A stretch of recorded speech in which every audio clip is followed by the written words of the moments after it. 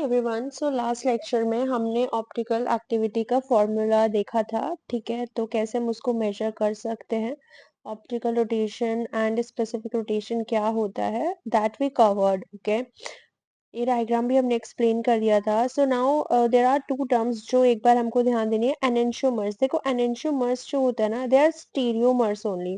Enantiomers का मतलब होता है कि दो मिरर इमेजेस होती हैं आपस में, दो मॉलिक्यूल्स होते हैं जो आपस में एकदम मिरर इमेजेस होती हैं, एक जैसे ही दिखते हैं लेकिन वो एक दूसरे के ऊपर सुपर इम्पोज नहीं हो सकते हैं।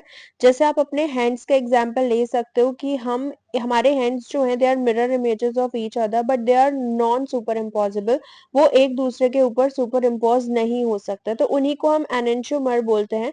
इसमें आप एग्जाम्पल देखोगे, जैसे हम D alanine, L alanine, D amino acid, L amino acid, आप जो देखते हो ना, D and L, they are mirror images of each other, so they are enantiomer.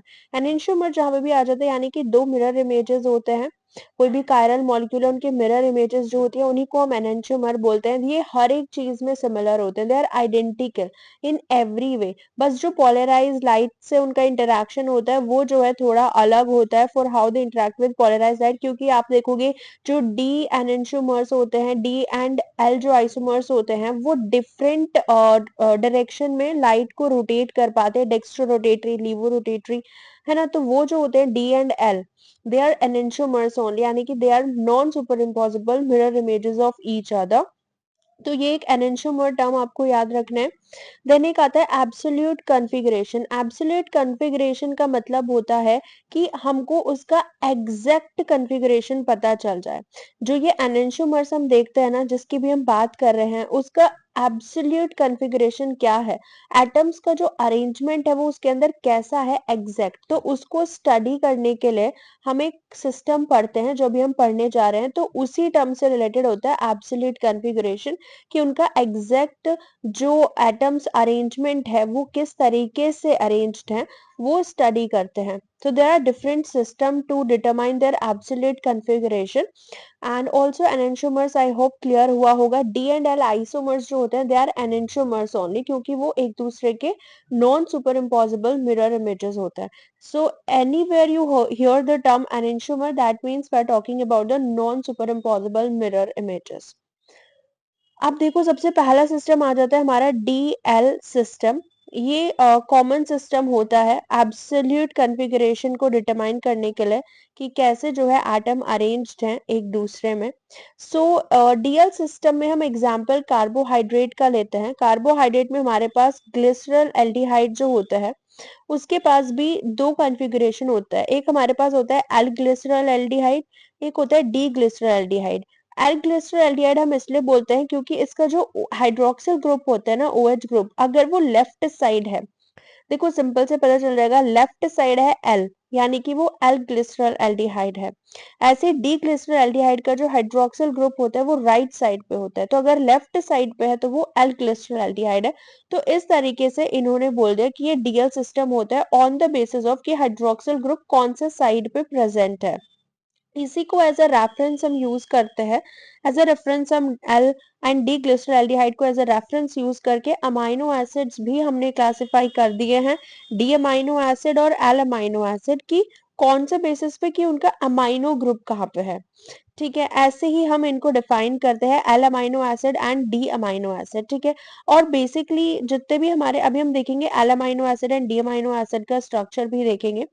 आपको also you have to remember कि जितने भी हमारे नेचुरली अमाइनो एसिड होते हैं ना, नेचर में जितने भी अमाइनो एसिड्स हैं प्रोटीन्स में, वो एल अमाइनो एसिड्स होते हैं।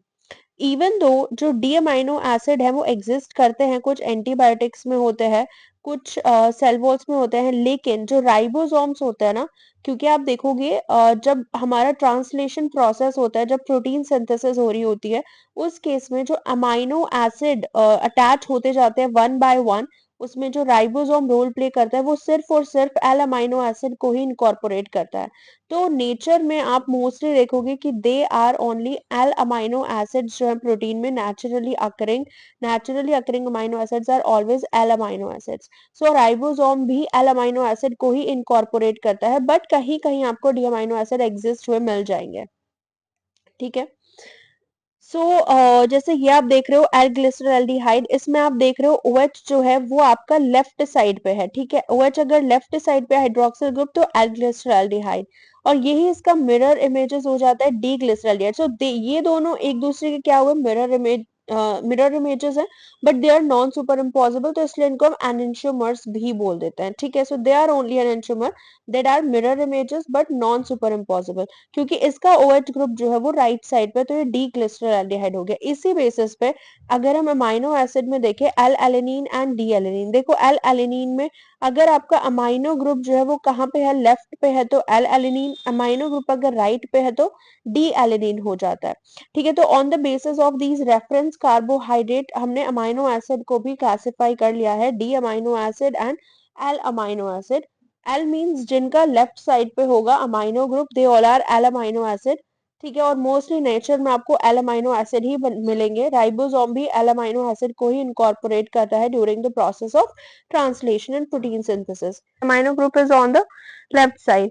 दूसरा हम देखते हैं आरएस सिस्टम बेसिस पे, हम देखते हैं कि वो किस डायरेक्शन में जो है मूव करते हैं, इधर they are moving the light in the clockwise direction और in the anti clockwise direction, ठीक है। आरएस सिस्टम से हम ये पता लगाते हैं, इसमें जो है कुछ सेट ऑफ रूल्स होते हैं जो हमें फॉलो करने पड़ते हैं, ठीक है। It uses a set of rule, इसमें भी हम एब्सोल्यूट कॉन्फ़िगरेशन ही उसका फाइंड आउट कर रहे हैं, लेकिन इसमें कुछ रूल्स होते हैं जो हमको फॉलो करने होते हैं, ठीक है। सबसे पहला होता है प्रायोरिटाइजिंग सब्स्टिट्यूएंट्स। सब्स्टिट्यूएंट्स यहाँ पे ग्रुप्स को बोला जा रहा है, जितने भी हमारे जो है ये फंक्शनल ग्रुप होते हैं ना, एक कायरल कार्बन के साइड में जो 4 फंक्शनल ग्रुप होते हैं, उसमें से हम देखते हैं कि जो उसका पहला एटम है उसका एटॉमिक नंबर कितना है। जिसका एटॉमिक नंबर सबसे ज्यादा होता है उसको नंबर 1 दिया जाता है, then number 2, then number 3 based on their atomic number. And उसके बाद 1 2 3 के डायरेक्शन में उसका मूवमेंट देखते हैं कि वो क्लॉकवाइज डायरेक्शन है या वो काउंटर क्लॉकवाइज डायरेक्शन है। तो ऐसे ये ग्रुप्स आप देखो, जैसे SHS का एटॉमिक नंबर सल्फर का ज्यादा होता है ऑक्सीजन से, ऐसे ऑक्सीजन का नाइट्रोजन से ज्यादा होता है। एंड इस तरीके से जो है ये हम उनको असाइन करते हैं। अभी आप देखोगे आगे, जैसे ये हमने देखा है, this is the R configuration, this is the S configuration. R configuration का मतलब है कि वो रोटेट करता है in the clockwise direction. S configuration का मतलब है वो रोटेट करता है in the counter clockwise direction, ठीक है। एस मतलब काउंटर क्लॉकवाइज, आर मतलब क्लॉकवाइज, ठीक है। और आप देखेंगे कि RS असाइनमेंट हम उनको प्रायोरिटीज दे देते हैं, ठीक है। सबसे पहले कि किसका एटॉमिक नंबर ज्यादा है, किसका कम है। उसके बाद हम देखते हैं कि किस डायरेक्शन में वो मूव कर सकता है। देखो आर का मतलब होता है रेक्टस, रेक्टस मतलब राइट। आर कॉन्फ़िगरेशन हम तब देते हैं जब वो राइट डायरेक्शन में मूव करता है, राइट डायरेक्शन में, यानी कि वो कौन से डायरेक्शन में मूव करेगा, आर इज अगर वो क्लॉकवाइज डायरेक्शन में मूव कर रहा है, इस तरीके से अगर वो मूव कर रहा है, राइट मींस वो क्लॉकवाइज डायरेक्शन में मूव कर रहा है, तो यानी कि हम उसको आर कॉन्फ़िगरेशन देते हैं।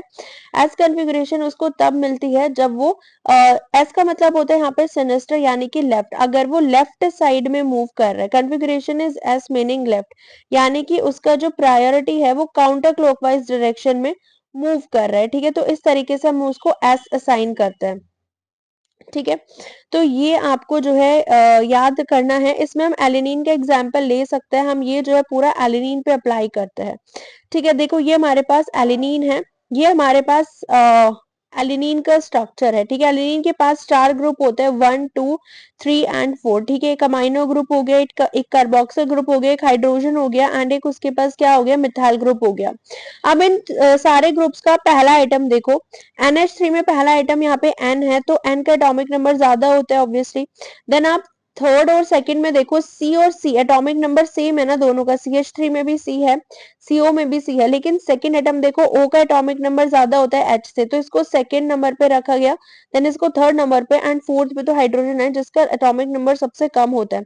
अब अगर आप 1 2 एंड 3 के डायरेक्शन में मूव करेंगे तो ये इस डायरेक्शन में मूव कर रहा है, दैट इज कौन से डायरेक्शन में मूव कर रहा है, क्लॉकवाइज डायरेक्शन में। सो अगर अब ये वो क्लॉकवाइज डायरेक्शन में मूव कर रहा है, अगर हम 1 2 3 के डायरेक्शन देखें, क्लॉकवाइज डायरेक्शन में मूव करने का मतलब है वो हमारा कौन सा होगा, आर एलिनीन कॉन्फ़िगरेशन होगा। क्लॉकवाइज डायरेक्शन में मूव करना है यानी कि आर एलिनीन कॉन्फ़िगरेशन होता है, ठीक है। ऐसे अगर काउंटर क्लॉकवाइज डायरेक्शन में वो मूव करता है तो वो होता है एस एलिनीन का कॉन्फ़िगरेशन, यानी कि एस एलिनीन, आर और एस एलिनीन। सो दो सिस्टम से हम इनको क्लासिफाई करते हैं, ठीक है।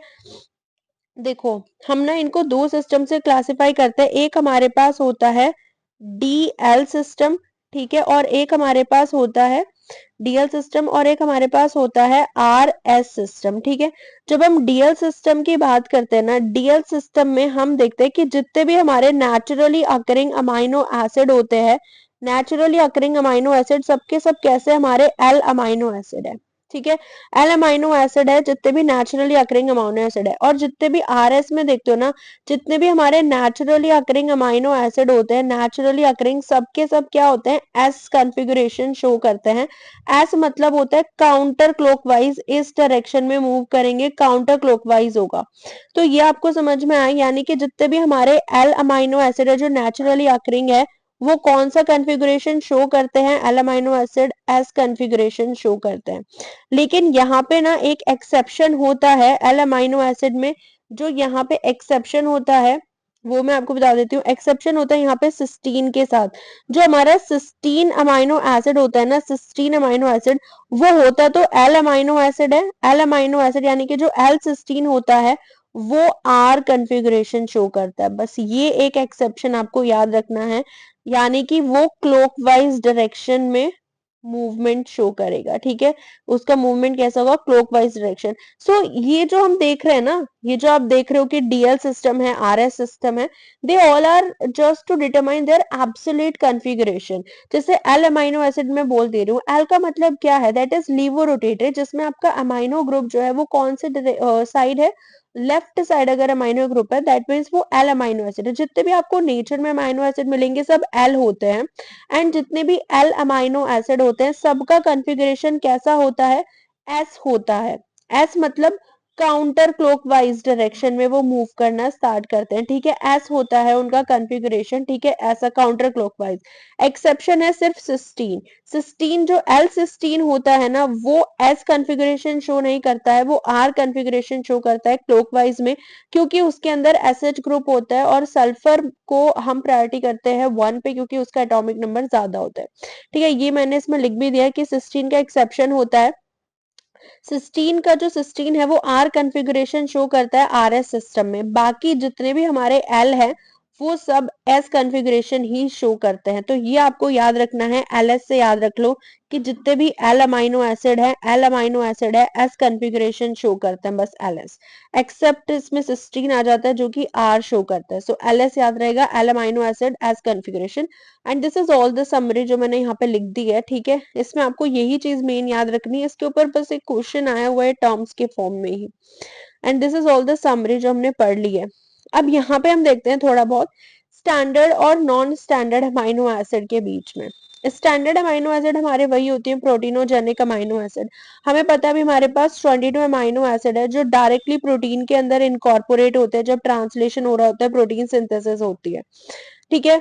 पूरा हमें पता है कि डीएनए के ऊपर हमारे जो है जो जीन्स होते हैं वो जब डीएनए जो है एमआरएनए में क्या होता है, जब ट्रांसक्रिप्ट होता है, डीएनए से एमआरएनए बनता है, एमआरएनए के ऊपर जो हमारी सीक्वेंसेस होती है नाइट्रोजनस बेस की, उसको एज अ जेनेटिक कोड जो है वो रीड किया जाता है टीआरएनए से। एंड कैसे जो है एक जेनेटिक कोड से हमारा जो है एक अमाइनो एसिड वहां पे अटैच होता है, एंड देन वो अमाइनो एसिड जो है मिलके क्या बनाते हैं, प्रोटीन बनाते हैं। कैसे ट्रांसलेशन का प्रोसेस होता है वो हम ऑलरेडी स्टडी कर चुके हैं। सो जो राइबोसोमल प्रोटीन सिंथेसिस होती है उसमें जितने भी हमारे अमाइनो एसिड होते हैं 22 amino acid, they are standard amino acid. Glycine, alanine, serine, leucine, isoleucine, proline, जितने भी अमाइनो एसिड होते हैं they are our standard amino acid. कुछ हमारे पास नॉन स्टैंडर्ड अमाइनो एसिड होते हैं। ये जो अमाइनो एसिड होते हैं ये भी नेचुरली सेल्स में होते हैं, बट ये प्रोटीन के अंदर नहीं डाले जाते, they are not incorporated into protein. Ribosomal translation में इनका कोई रोल नहीं है, ठीक है। इनमें कुछ पोस्ट ट्रांजिशनल मॉडिफिकेशन हो जाता है। कुछ स्टैंडर्ड अमाइनो एसिड्स जो होते हैं ना प्रोटीन्स के अंदर, उनके अंदर कुछ मॉडिफिकेशन हो जाता है, पोस्ट ट्रांजिशनल मॉडिफिकेशन, यानी कि प्रोटीन के बाद उनके अंदर कुछ मॉडिफिकेशन हो जाता है, तब हमारे पास नॉन स्टैंडर्ड अमाइनो एसिड बन जाता है। इसमें एग्जांपल दे सकते हैं, जैसे प्रोलीन से बनता है 4 hydroxy proline, this is a non standard amino acid. Proline में हाइड्रोक्सिलेशन हो जाता है। लाइजीन में हो जाता है 5 हाइड्रोक्सी लाइजीन, जैसे हमने प्रोटीन के स्ट्रक्चर में देखा था कोलेजन में, है ना, कैसे ये सारी चीजें प्रोसेसेस होते हैं। एक होता है डेस्मोसिन, लाइजीन से बना हुआ ये डेस्मोसिन, एंड फॉर्माइल मिथ्योनिन जो मिथ्योनिन से बना हुआ है, और ये गामा कार्बोक्सी ग्लूटामेट, ये ग्लूटामेट से बना हुआ है। So they all are non standard amino acid. जहां भी आप इनका नाम सुनोगे they are amino acid, but they are non standard amino acid, यानी कि ये जो है कुछ इनमें पोस्ट ट्रांसक्रिप्शन मॉडिफिकेशन होता है, तो ये बनते नॉर्मल अमाइनो एसिड से ही हैं, बट इनके अंदर कुछ मॉडिफिकेशन हो जाता है। सो बस इनका नाम याद रखना है कि कुछ नॉन स्टैंडर्ड अमाइनो एसिड भी होते हैं। एंड कुछ हमारे पास होते हैं एल अल्फा अमाइनो एसिड। जितने भी हमारे स्टैंडर्ड अमाइनो एसिड होते हैं, एल अमाइनो एसिड होते हैं, हमें पता है। अल्फा अमाइनो एसिड भी होते हैं, क्योंकि वो जो कार्बन होता है वो अल्फा कार्बन होता है, विच मीन्स इनका अमाइनो ग्रुप जो होता है वो लेफ्ट साइड पे, इसलिए हम एल बोल रहे हैं। ठीक है, तो इस तरीके से एल अल्फा अमाइनो एसिड होते हैं हमारे जितने भी स्टैंडर्ड अमाइनो एसिड होते हैं। क्लासिफिकेशन हम देखते हैं स्टैंडर्ड अमाइनो एसिड का। अब उनके साइड चेन के बेसिस पे उनका क्लासिफिकेशन हुआ है। देखो, जब भी हम किसी भी, अगर मैं अमाइनो एसिड की बात कर रही हूँ, ठीक है, ये हमारा अल्फा कार्बन हो गया, इसके पास ऐसे 4 ग्रुप लगे हुए रहते हैं।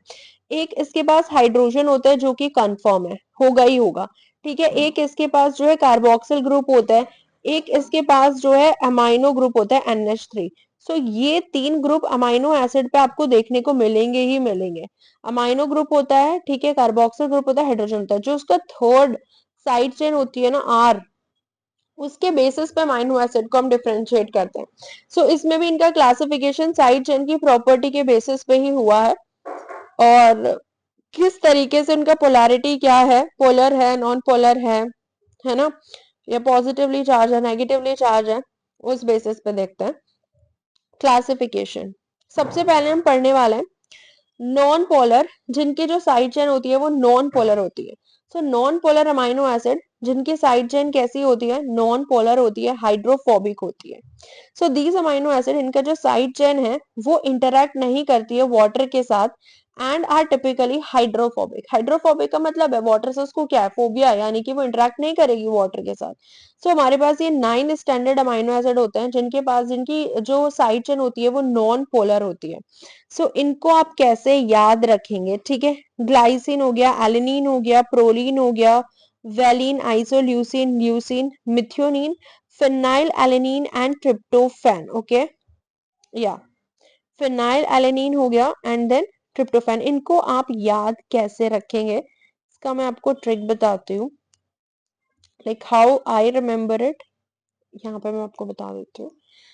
जो हमारे अभी हमने बात करी कि कौन से वाले हम देख रहे हैं, जो हमारे नॉन पोलर हैं, ठीक है, तो हम देख रहे हैं कि आपको नॉन पोलर अमाइनो एसिड आप कैसे याद रख सकते हो। ठीक है, इसको मैं याद रख लूं, पहले तो आपको इनका 1 लेटर अल्फाबेट पता होना चाहिए।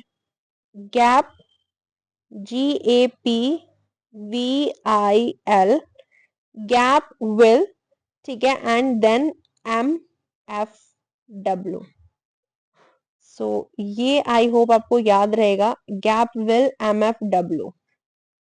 अगर आपको 1 लेटर इनका याद है, 1 अल्फाबेट याद है, कि जिससे हम इनको डोनेट बोल रहे हो, जिससे हम इनको डिनोट करते हैं, वो आपको याद रहेगा, जैसे कि glycine, alanine, proline, valine, isoleucine, leucine, methionine, phenyl alanine, ठीक है, एंड ट्रिप्टोफैन। फिनाइल एलेनिन को हम एफ से डिनोट करते हैं, ट्रिप्टोफैन को हम डब्ल्यू से डिनोट करते हैं, methionine, valine, isoleucine, leucine, glycine, alanine, proline. So gap will याद रहेगा, GAPVIL, gap will, and MFW, MFW, MFW। So it's so easy, ठीक है। नॉन पोलर आपको याद होगी, gap will, MFW। So they are non polar amino acid जिनकी side chain कैसी होती है, नॉन पोलर होती है। यहाँ पे भी देख लो, गैप विल, glycine, alanine, proline, valine, isoleucine, leucine, methionine, phenylalanine, tryptophan. ठीक है, सारे हमारे हो गए। इनकी प्रॉपर्टीज लिखी हुई है कुछ, वो हम अभी आगे भी पढ़ने वाले हैं, आप इनको रीड लगा सकते हो। कुछ इनकी जो इंपॉर्टेंट प्रॉपर्टीज है वो लिखी हुई है, and these are it their structure. देखो, ग्लाइसिन की साइड चेन में सिर्फ आपको हाइड्रोजन मिलेगा, ग्लाइसिन की साइड चेन में हाइड्रोजन, इसमें तभी तो हम ये एक कायरल होता है ना, कायरल सेंटर नहीं, क्योंकि चार अलग अलग डिफरेंट ग्रुप नहीं है। सो सिर्फ ये देखना है आपको यहाँ पे साइड चेन, बाकी सारा स्ट्रक्चर सेम है सबका। ग्लाइसिन में H है एंड एलिनिन में CH3 होता है, मिथाइल होता है।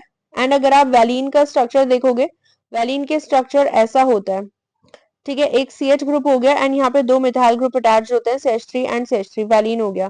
देन आइसोल्यूसिन में आप देखोगे, देखो आइसो दिस इज ल्यूसिन, अगर आप ल्यूसिन का स्ट्रक्चर देखोगे ना एंड वैलिन का, देखो एग्जैक्ट सेम है, सिर्फ वैलिन का स्ट्रक्चर में ये एज इट इज यहाँ रख दिया, ये पूरा वैलिन का स्ट्रक्चर, एंड ल्यूसिन में सिर्फ एक एक्स्ट्रा CH2 लग गया है।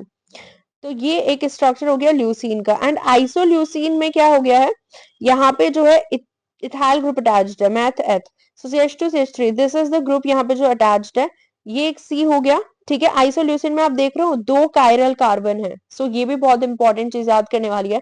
आइसोल्यूसिन में दो कायरल कार्बन है, एक ये कार्बन हो गया जिससे चार अलग अलग ग्रुप अटैच्ड है, एक ये कार्बन हो गया जिससे चार अलग अलग ग्रुप अटैच्ड है, ठीक है। तो दो कायरल कार्बन किस में होते हैं, आइसोल्यूसिन में होते हैं, HCH3, एंड एक पे मिथाइल अटैच्ड है, एक पे इथाइल अटैच्ड है।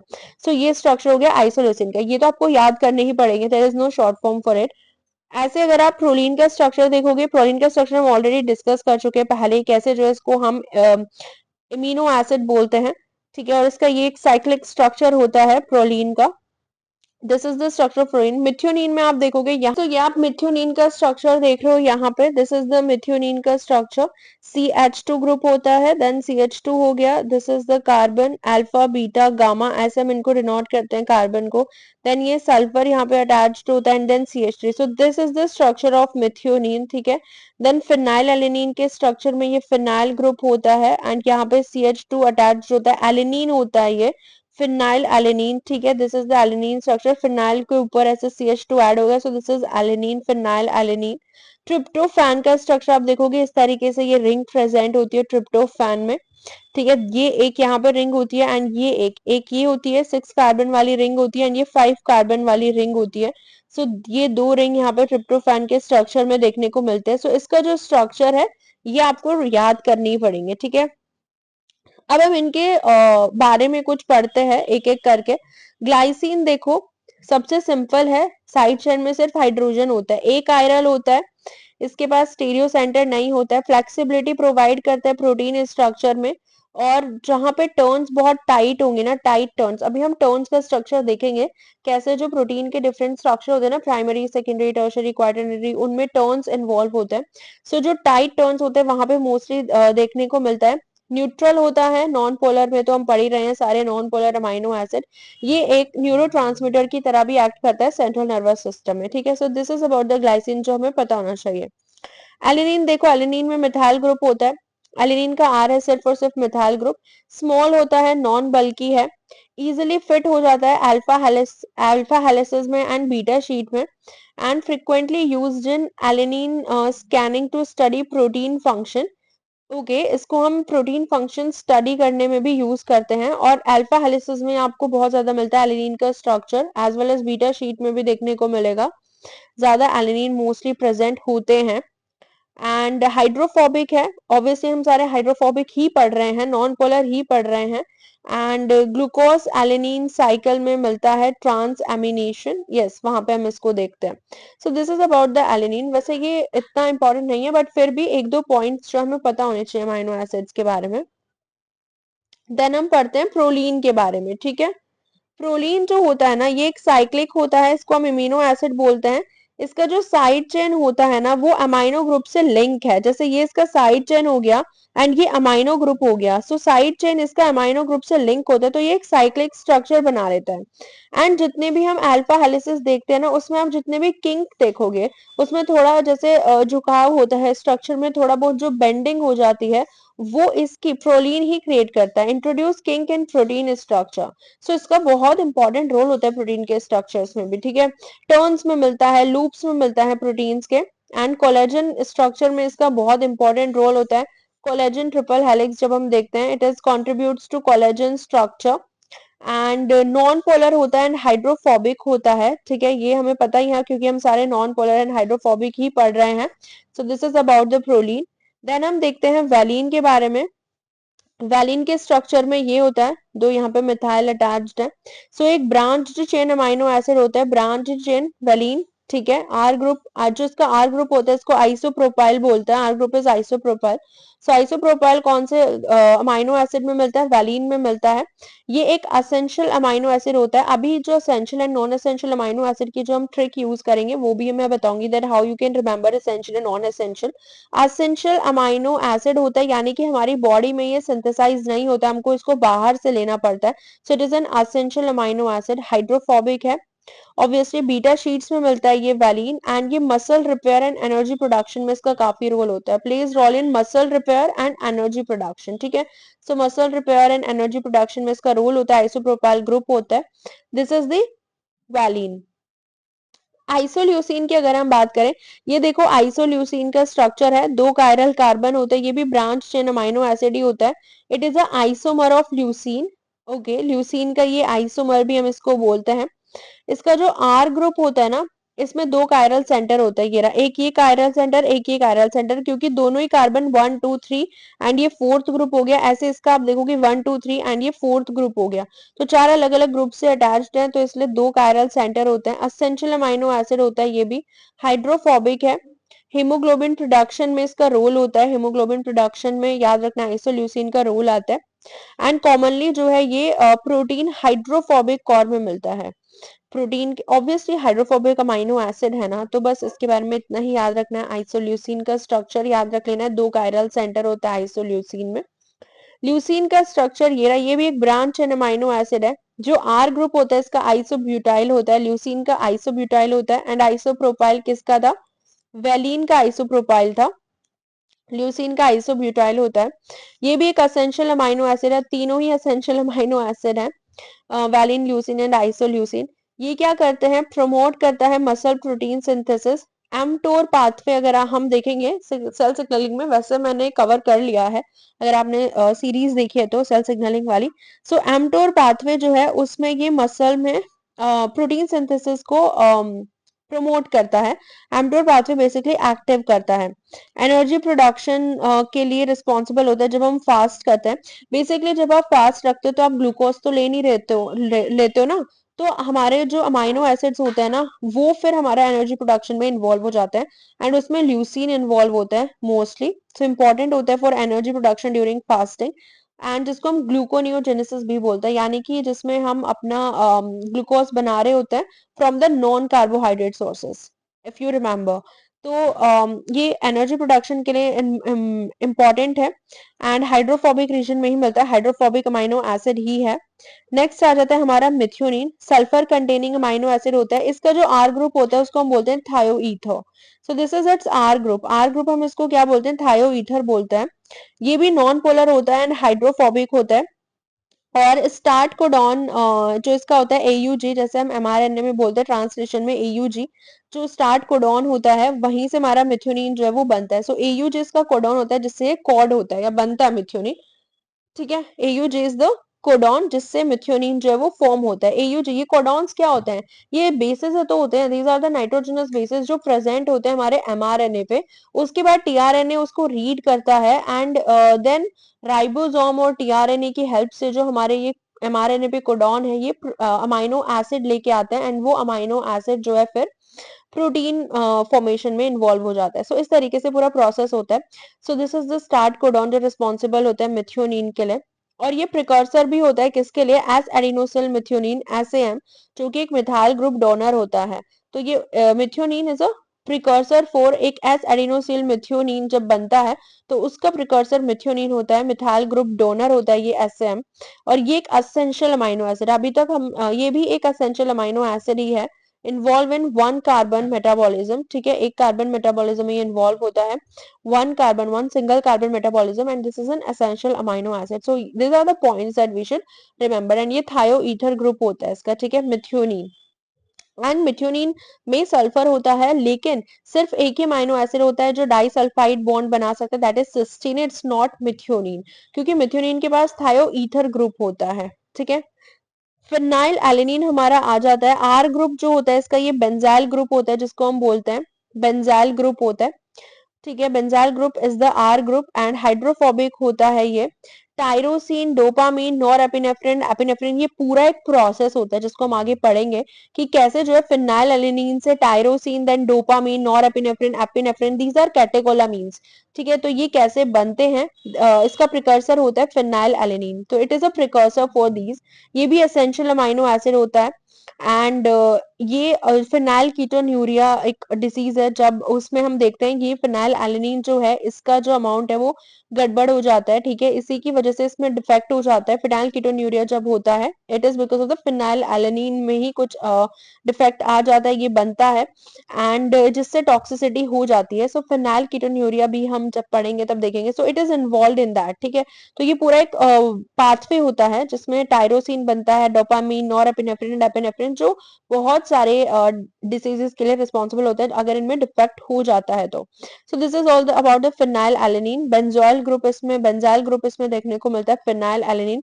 And the last one is the tryptophan. So ये हमारे नॉन पोलर अमाइनो एसिड थे सारे, गैपवेल and M F W. So ये लास्ट हमारा ट्रिप्टोफैन। सो ट्रिप्टोफैन में इंडोल रिंग बोलते हैं इसको, indole ring largest amino acid होता है। ये एब्जॉर्ब करता है यूवी लाइट को एट 280 नैनोमीटर। एंड ये ट्रिप्टोफैन किसके लिए प्रिकर्सर होता है, serotonin, melatonin and niacin. So serotonin, melatonin and niacin के लिए कौन प्रिकर्सर होता है, ट्रिप्टोफैन। एसेंशियल अमाइनो एसिड होता है। We will make a list of essential and non essential amino acid. जैसे हमने अभी नॉन पोलर अमाइनो एसिड याद करे ना, गैप, विल, एमएफ डब्ल्यू से, ऐसे ही हम वो याद करेंगे। These are also the essential amino acid. Essential का मतलब होता है जो आपको बाहर से लेने पड़ रहे हैं। ठीक है, जो आपकी बॉडी में नहीं बनते हैं। So protein folding and stability में इसका रोल होता है। इसके पास इंडोल रिंग होती है। अब हम पढ़ते हैं uncharged. We will cover this in next lecture कि कौन से अनचार्ज्ड पोलर साइड चेन होते हैं, यानी कि अनचार्ज अमाइनो एसिड।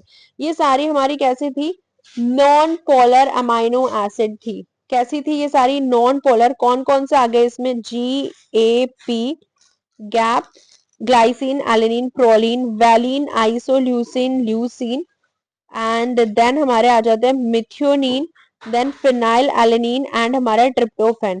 सो ये सारे हमारे कौन से हैं, these all are non polar, जिनकी साइड चेन कैसी है, नॉन पोलर है, हाइड्रोफोबिक है। So they are hydrophobic amino acid. ठीक है, नेक्स्ट में हम पढ़ेंगे पोलर। पोलर में हमारी तीन कैटेगरी आती है। ठीक है, that we will cover later. That's it for this video.